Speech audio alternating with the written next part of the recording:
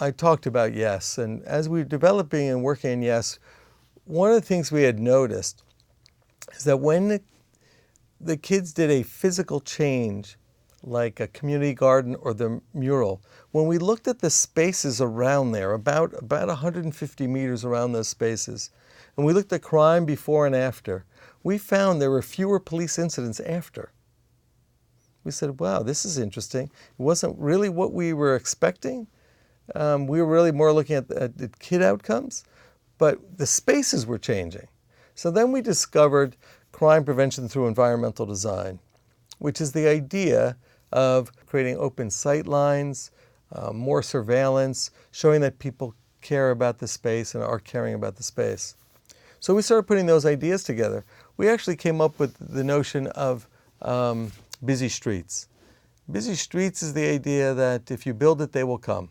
The field has had this notion of broken windows, which has been interpreted over the years, not necessarily what the original authors intended, but the idea of broken windows is that one broken window leads to another broken window and leads people to think that people don't really care about this neighborhood, and it's the slippery slope of becoming sort of a dangerous neighborhood or a neighborhood that people don't really want to be in.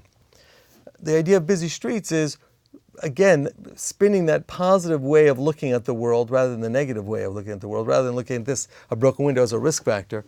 What if we start improving the space? So there's this idea of the greening hypothesis. If you mow the lawns, if you clean up the spaces, if you get rid of dump lots, you start making the neighborhood look a little nicer or the street looking a little nicer, then people will get the message that people care about this place and that people are paying attention to this place. And so this will not be a very good place to do nefarious activities. We better go somewhere else. So, and we're finding that. We're finding that. Our colleagues are finding that. And so the idea of the Youth Violence Prevention Center is to test that idea specifically in a more systematic way. And what we did is we actually have 3 conditions. Community engaged change, where it's the community is deciding what to do with the spaces. Another one is just professionals come in and are just mowing the lawns, and then control conditions. And we have them in pretty much the same kind of neighborhoods. We take into account the number of people who live on the street, levels of disadvantage on the different streets. We take into account prior crime. And what we're finding is that greening works. So the idea that we're doing with the Youth Violence Prevention Center is this idea of greening and trying to create busy streets, community engaged change.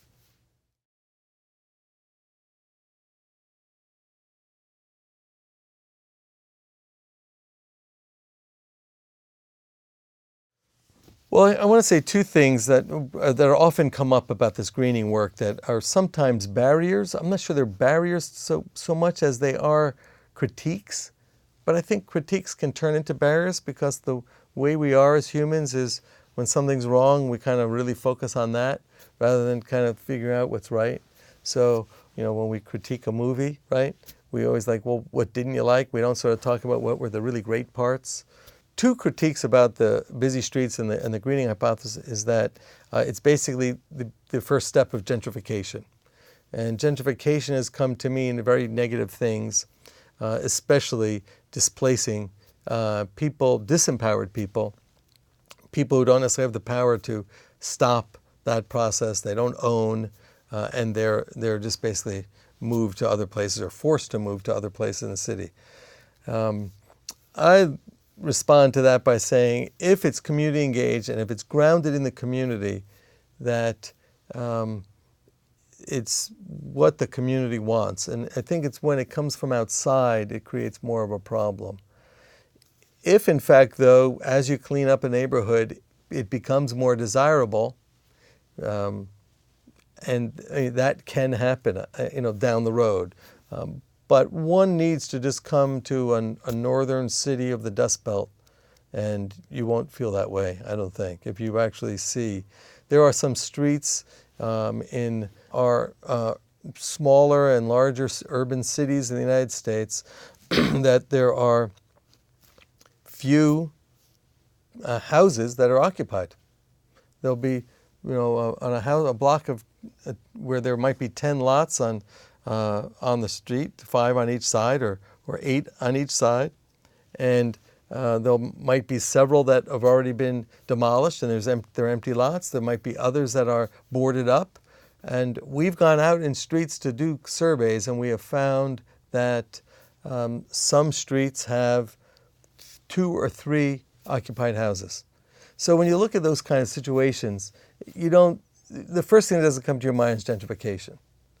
But that's a serious issue that we do need to be conscious of as we go forward in this work. Another issue is, and it's kind of related to the idea of gentrification, and that is, well, if you green a street or you improve a street, isn't the crime going to go just to the next street or 2 blocks down or somewhere else in the city? And we and others have found pretty consistently that isn't what's happening. That doesn't happen. It just goes away. It's erased. I mean, it was a little surprising to us. I mean, because it does make sense, but if you take away spaces for people to do that, you also create other kinds of opportunities for more positive behaviors to happen, and the positive things become infectious rather than the negative things. And the evidence of that are couple of things. One is the crime is slightly going down over time, but it goes down faster in places where you're greening. That would suggest that it's not moving elsewhere, because you'd expect it to bump up.